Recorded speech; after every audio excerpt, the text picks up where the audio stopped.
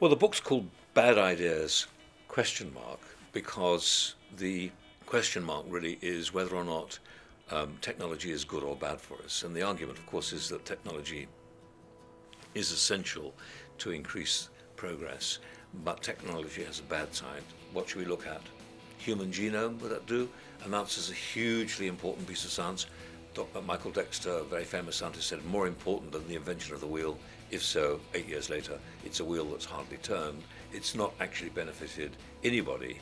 Yet the genome could give all sorts of advances in medicine to come, which were unforeseen at the time of the sequencing.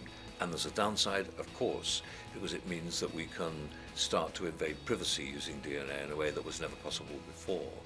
And that is something which people find very threatening.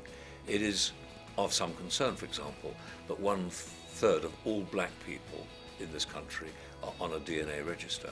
And that is a horrifying statistic. It's a popular science book.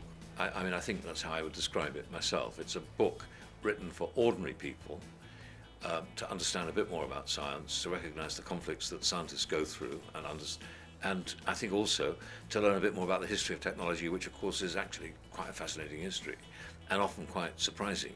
I mean, the last chapter is actually a manifesto. It's a call to arms on behalf of the scientists to be much more open, to be much more ready to listen, and also a call to the public to recognize that they need to be better educated in science.